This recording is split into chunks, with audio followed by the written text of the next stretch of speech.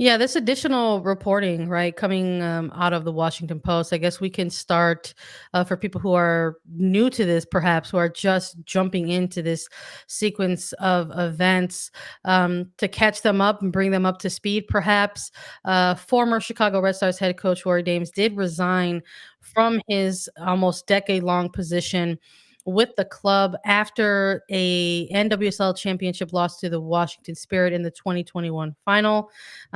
Just to refresh folks' memories, the resignation was issued in the middle of the night, just maybe around 36 hours or so after the championship. And then additional reporting released from the Washington Post that discussed and highlighted various misconduct.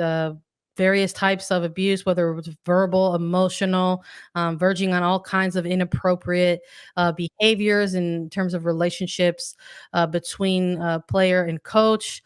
It was not an easy read for that type of reporting, which stemmed from a very specific timeline, kind of around the 2016 and 2018 reports that were brought forth to U.S. soccer specifically.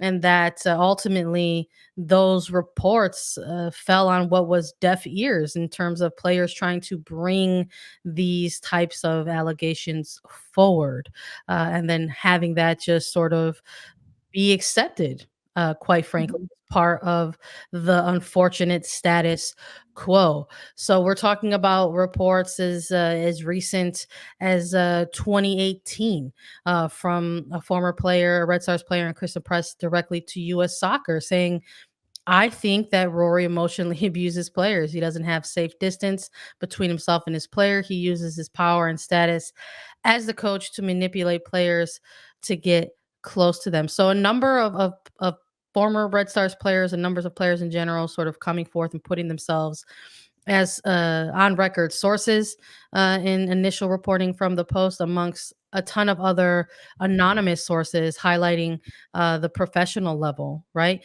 But this additional reporting that came alongside or just after that is really highlighting um, ongoing systematic issues within the youth level. And that is, I think, what's probably the most disturbing angle, right, about this additional reporting is that we're continuing to hear a specific line of behavior that went on for a very, very long time.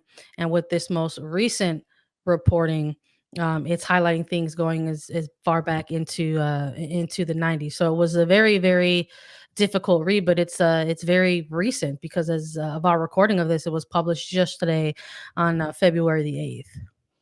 Yes, it's very important to kind of look back at the history of this and the context of it because he resigned in the middle of the night. The allegations and reports from 2014 and 2018 were released, and since late November, we haven't heard anything about the investigation of Rory Dames and what he's done. And he has such an empire, or had such an empire in the youth system with Eclipse Soccer, really controlling the Chicago suburbs of soccer players, specifically young female players. But just his control over the youth system dates back to 1996 when he started Eclipse and he started running this. And the fact that in the Washington Post investigative article that did come out today on Tuesday, February 8th, is that there are reports from decades ago. 1998 is the very first report of any misconduct by Rory Dames. I think that it's also kind of important to touch on as we go through these details that there are a lot of women that came forward and put their name on this and came out as sources to say, this happened to me, and giving specific accounts and specific details of what happened. Because as the reports happened in 1998, nothing came of it. He continued to grow as this soccer god, in a sense, of especially the youth system. If you grew up in Chicago and you had any desire of playing soccer past the high school level, you needed to play for Rory Dames. You needed to play in Eclipse. Across the world, you needed to play in leagues like ECNL, which is a league that he started and he was a founding member of, and he sat on the board of. So he had his hand in every single pot of the soccer world, from youth levels all the way up to the collegiate levels. He could get players scholarships. He could get them into Division 1 programs. He could help them with signing professional contracts. He could help them get onto the US national team at every different level, from the youth teams to the senior teams. He had a say and he had influence in your soccer career if you played in Chicago. And I think that's really like the terrifying thing of this, is that he had so much power. And despite former players bringing that to the attention of local law enforcement in 1998, they did an investigation and they talked with over 150 of his current players. And ultimately, they deemed that he was okay to continue coaching and to continue to gain power and continue to grow as a very powerful soccer person in and around Chicago, continuing to coach at Eclipse and continuing to coach young women, and then moving up into NWSL. And after 1998, it wasn't really brought to the attention of public authority or law enforcement again until Kristen Press did that in 2014, and then again in 2018, and now in ultimately at the end of 2021 and in 2022. So the gapping is devastating, because this was happening, that he never stopped. There was never a slowdown of his abuse and his misconduct.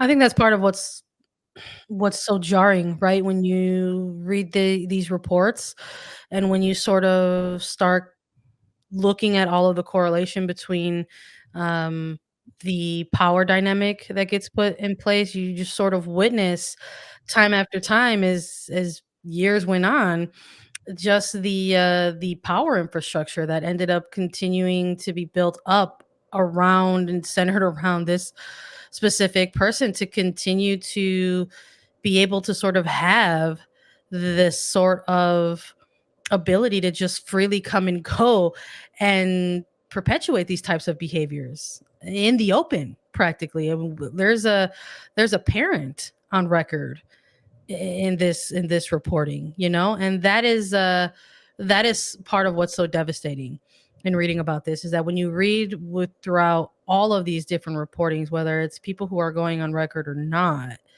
you can see and point out and look at all the different areas in which a lot of these children, because I think people are forgetting that they're children, were failed.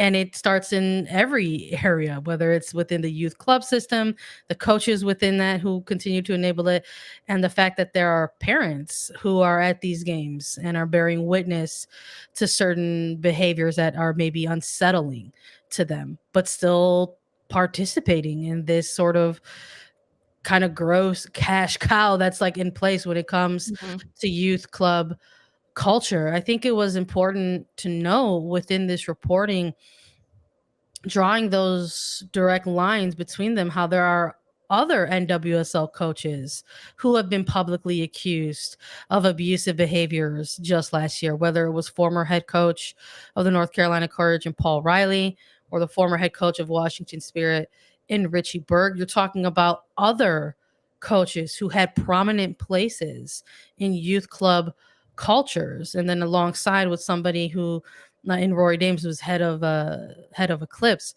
So reading all this it's devastating in a multitude of ways, but I think it's particularly painful to know that children, young Mhm. teenagers, who were put through this, to sort of read that a grown adult man in his brain somehow found it acceptable to fat shame 10-year-olds is Mhm. appalling, quite frankly. No one should do that to anybody, or say abusive things to anyone of any age. But the fact that somebody created an environment in which that was accepted is absolutely devastating.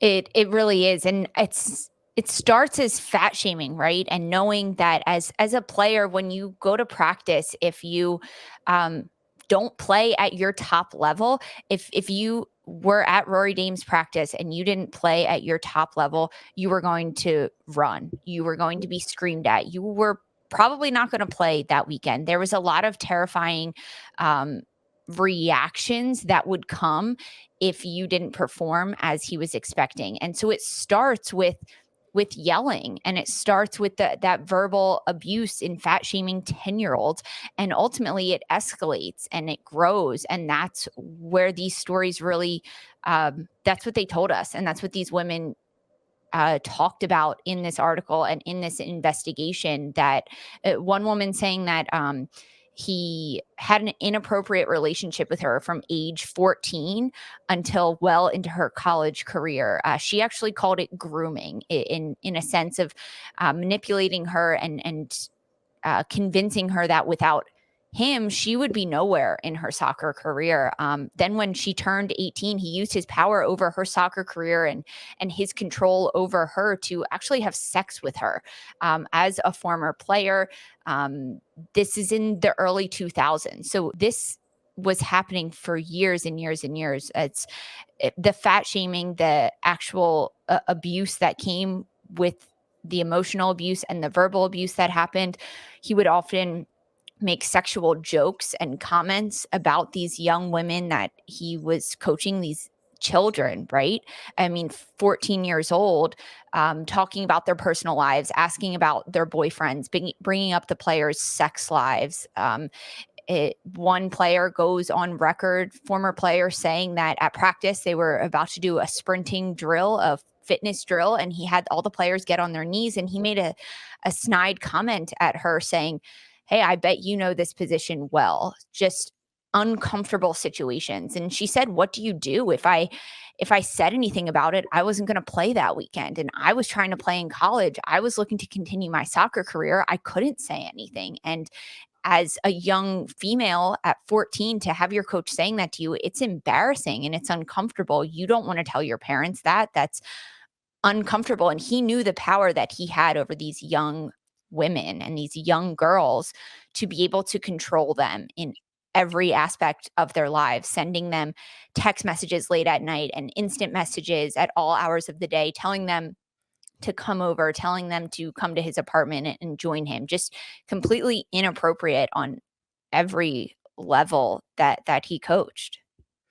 And it's jarring to sort of see that connection to the time that's passed, right? With Mhm. some of these sources putting their names to it, saying that they're almost 40 now, or someone who's almost 30 now, and et cetera, et cetera. And it goes on. I think someone was I think as young as 21 or 22. It was something that was uh, ongoing, and just sort of the fact that there were areas of this that uh, kind of happened out in the open, right? That there was an attempt at one point as early as the 90s to try to, where some of these players tried to almost protect each other and try to have an investigation, go forth. Even then, it just paints a very stark and poor and sad and heartbreaking picture of the youth system in this country, quite frankly. And just sort of knowing that there were additional coaches at one point in a league like NWSL who had these strong footholds in youth club soccer systems to be able to, reach these types of levels. It's just reading all through this almost sort of makes you feel like you're on a constant merry-go-round, and you're wondering where you're going to when you're going to get off or anytime. So it's just like it's just ongoing. And I think within this reporting, I think it's also very important to see the growth and the strength of these sources, right? Mhm. Of these victims who are coming forth to put their stories on record. I mean, at one point, you know, referring to how these victims have the verbiage and they have the right words to be able to express, and detail the abuses that they endured back then. At one point saying like, I didn't, these sources are saying I didn't have the appropriate words, but now I understand what was happening. It was Yeah. grooming. like part of them being able to come forth now is because of a lot of the societal efforts that are trying to be made, whether it's through investigative reporting like this or otherwise, to highlight these very problematic systematic institutions. So just knowing that we're coming off of a season, a year where you can literally name off and count out former coaches that have ties to youth club systems. It's I think it's a level of reckoning that has almost long been coming, and just to sort of see it kind of come out loud, it's painful every time you're reading it, you're seeing it. But it's something that is unfortunately going to be a painful part of the process if those in the soccer space want this sport to continue to succeed in this country. And the fact that there's former players and victims who are willing to now in their adulthood be Mhm. able to talk about these things are such an essential part of that process.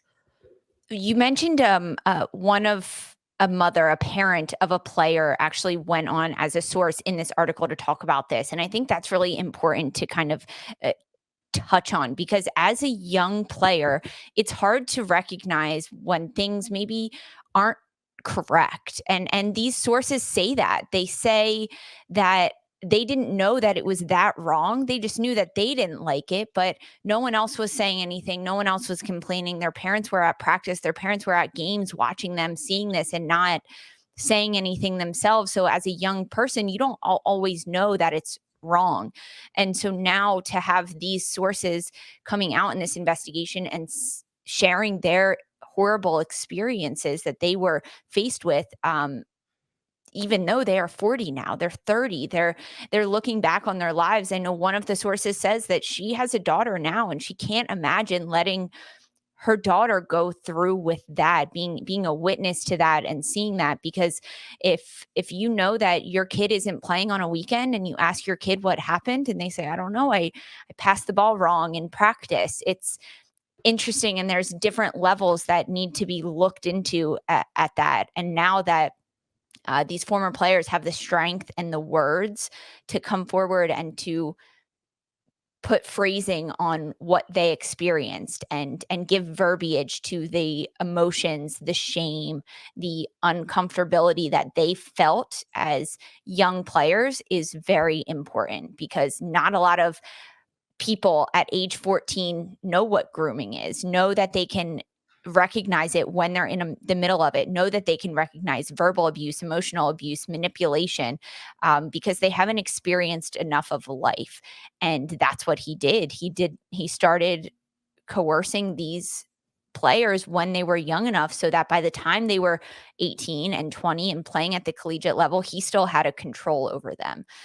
So these players coming back and being sources, even a former player's mom being a source in this is bringing a lot of light to the situation and hopefully giving current parents of youth players the verbiage to speak with their own children about their own experiences, because I think that's something that needs to happen. As horrible as it is to talk about all of this, to have the verbiage to understand this situation is important.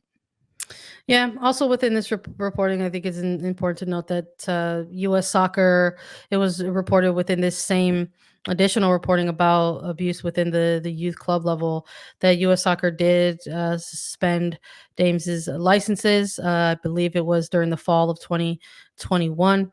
Also of equal importance, I think, to highlight the fact that since the very curious resignation in the middle of the night, there has not been any public facing media availability from Chicago Red Stars. And I think a lot of people maybe learned about the fact that James's license were suspended initially to begin with from U.S. Soccer. So there just hasn't been a lot of uh, any type of public facing anything regarding this when you're thinking about the areas in which you know James obtained his licensing, or areas in which, organizations in which he coached for a long time. And I'm sure that that's something that is perturbing, I think, in terms of public who find themselves as even just the casualist, most casual a fan of this league and this sport.